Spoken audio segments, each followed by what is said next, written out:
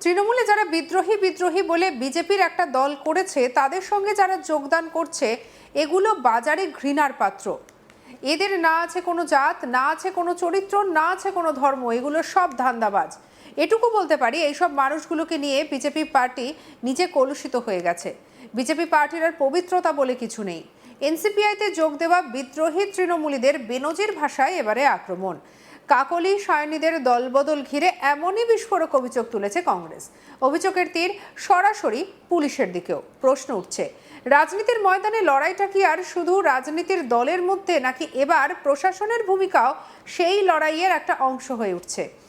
সম্প্রতি মুর্শিদাবাদের বহরমপুরে এক সাংবাদিক সম্মেলনে কংগ্রেস নেতা অধীর চৌধুরী এনসিপিআইতে যোগ দেওয়া বিদ্রোহী তৃণমূলীদের কটাক্ষ করে আক্রমণ শানিয়েছেন।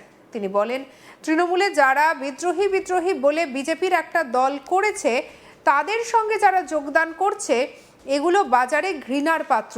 এদের না আছে কোনো জাত, না আছে চরিত্র, না আছে কোনো ধর্ম, এগুলো সব ধান্দাবাজ। পুলিশের হাত থেকে বাঁচার জন্য ও ক্ষমতা ভোগ করার জন্য সব গেছে। এটুকু বলতে পারি, এই মালগুলোকে নিয়ে বিজেপি পার্টি নিজে কলুষিত হয়ে গেছে। বিজেপি পার্টির আর পবিত্রতা বলে কিছু নেই। কি বলেছেন অধীর চৌধুরী, শুনবো। কবে কবে যাই না, এই যে যারা সব দল দল তৃণমূল ছেড়ে ওই ওদের যে বিজেপি যে আরেকটা দল করেছে, তাদের সঙ্গে যারা যোগদান করছে বিদ্রোহী বিদ্রোহী বলে, এগুলো বাজারে ঘৃণার পাত্র, এটুকু বলতে পারি। এদের না আছে কোনো জাত, না আছে চরিত্র, না আছে কোনো ধর্ম, এগুলো সব ধান্দাবাজদের গ্রেড। পুলিশের হাত থেকে বাঁচার জন্য, পুলিশের সহযোগিতা পাওয়ার জন্যে, ক্ষমতা ভোগ করার জন্য সব গেছে। বিজেপি পার্টি কলুষিত হয়েছে, এটুকু বলতে পারি।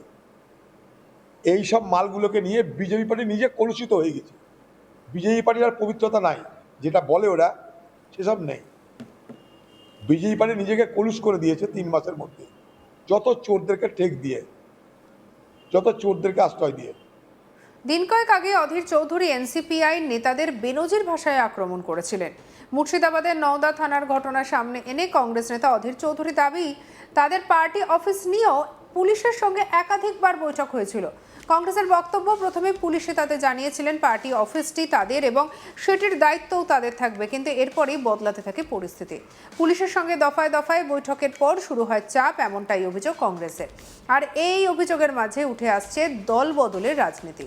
কংগ্রেসের দাবি, সদ্য তৃণমূল ছেড়ে এনসিপিআইতে যোগ দেওয়া মুর্শিদাবাদের এক সাংসদ তৃণমূলের ভোটে জিতে পরে দল বদল করেছেন, আর তারপর থেকেই নাকি তার সঙ্গে পুলিশের মদতের সম্পর্ক তৈরি হয়েছে। কংগ্রেসের কটাক্ষ, এনসিপিআই আর বিজেপি নাকি এখন দুটি আলাদা নাম, কিন্তু রাজনৈতিক সমীকরণ একই। কংগ্রেসের বক্তব্য আরও তীব্র। তাদের দাবি, মুর্শিদাবাদের মানুষকে সন্ত্রাস এবং সাম্প্রদায়িকতার বিরুদ্ধে লড়াইয়ের প্রতিশ্রুতি দিয়ে যারা ভোট চেয়েছিলেন, তারাই এখন সেই মানুষের সঙ্গে বিশ্বাসঘাতকতা করছেন। ক্ষমতা ধরে রাখা, নিজের রাজনৈতিক অবস্থান এবং স্বার্থ বাঁচাতে কি দলবদল, সেই প্রশ্ন উঠেছে। কি বলছেন আর অধীর চৌধুরী, শুনবো।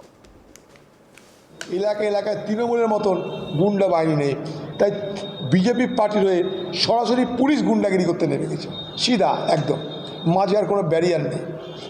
নওদা থানায় আমাদের কংগ্রেসের পার্টি অফিস, পুলিশ আমাদের তাই বলেছিল, এই পার্টি অফিস আপনাদের, এই পার্টি অফিস দায়িত্ব আপনারা পাবেন, একটু অপেক্ষা করুন। 6টা পুলিশের সঙ্গে 6বার মিটিং হয়েছিল। তারপরে তাদের উপরে চাপ আসতে আরম্ভ করে সদ্য তৃণমূল ছেড়ে এনসিপিআই জয়েন করা ওখানকার এমপি তৃণমূল ভোটে জিতে এনসিপিআই দলে যোগদান করেছে, তাই তার সঙ্গে পুলিশের মদত শুরু হয়ে গেছে। কারণ এনসিপিআই মানে বিজেপি, আর বিজেপি মানে এনসিপিআই। এখন বিজেপির ঘর জামাই হয়ে গেছে এনসিপিআই এখন বিজেপি পার্টির ঘর জামাই। তাই যে এমপিরা মুর্শিদাবাদ জেলায় মানুষের ভোটে জিতল, বিজেপিকে রুখতে হবে, সন্ত্রাস এবং সাম্প্রদায়িকতাকে রুখতে হবে বলে যে মুর্শিদাবাদের মানুষের কাছে এখানকার লোকসভার এমপিরা ভোট চেয়েছিল, আজকে দেখুন সেই সব মানুষের সঙ্গে গাদ্দারি করে, বেইমানি করে, শুধু নিজের পিঠ বাঁচানোর জন্য, পকেট বাঁচানোর জন্য, ধান্দা করার জন্য, আগামী দিনে ক্ষমতা ভোগ করার জন্যে তারা তৃণমূল ছেড়ে এনসিপিআই দলে যোগদান করেছে। এনসিপিআইটা কি? ঘুরে ফিরে এনসিপিআই বিজেপির ঘর জামাই।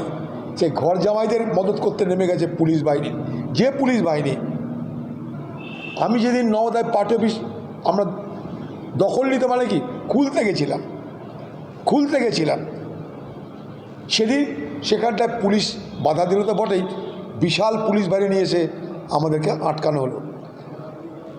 এবং সেদিনকে পুলিশ কথা দিল, পুলিশের আধিকারিকরা কথা দিল আমাকে যে আপনি যান, 3 থেকে 4 দিনের মধ্যে আমরা ফয়সালা করে আপনাদের পার্টি অফিস দিয়ে দেব। স্বাধীনতার দিন যখন সর্বোচ্চ উৎসব পালিত হচ্ছে, তখন সেই পুলিশ ডাকাতি করে কংগ্রেসের অফিস দখল করতে পথে নেমে গেল। কারণ বিজেপির ঘর জামাই নেতা এনসিপিআই, তাকে খাতিরদারি করতে হবে। সরাসরি পুলিশ তালা খুলে দিচ্ছে, সেখানে গ্রিল কাটা হচ্ছে, তালা কাটা হচ্ছে মেশিন দিয়ে, পুলিশ দাঁড়িয়ে আছে। সেখানকার যে এনসিপিআইয়ের ঘর জামাই, তার জন্য 7 গাড়ি পুলিশের ব্যবস্থা হয়েছে, যাতে তাকে কেউ ফুলের আচরও দিতে না পারে। এটা কোন স্বাধীনতা? পুলিশ কথা দিল 3 থেকে 4 দিনের মধ্যে পার্টি অফিস আপনাদের আমরা ফেরত দেবো, একটু অপেক্ষা করুন, অসুবিধা আছে। স্বাধীনতার দিন সেই পুলিশ কংগ্রেসের অফিস ভেঙে চুরে দখল করে দিচ্ছে এনসিপিআইকে।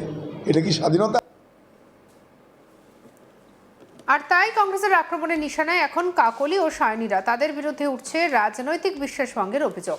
কংগ্রেসের ভাষায় এনসিপিআই হচ্ছে বিজেপির ঘরজামাই, আর সেই ঘরজামাইকে ঘিরেই যদি পুলিশের ভূমিকা নিয়ে প্রশ্ন ওঠে, তাহলে তার উত্তর দেবে কে?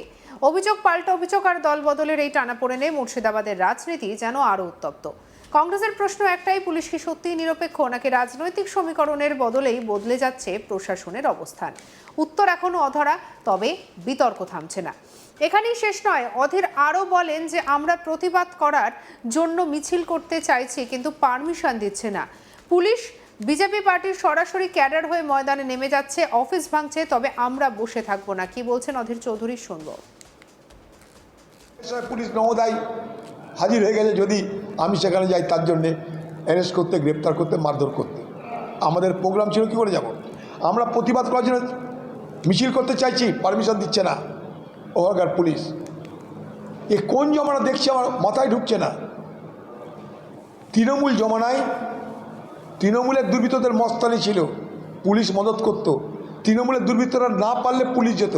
এখন বিজেপির জমানায় তাদের যে ঘর জামাই এনসিপিআই, তাকে বাঁচানোর জন্য সারা মুর্শিদাবাদের পুলিশ বাহিনী সদা তৎপর। তাদের কোথাও যেতে হচ্ছে না।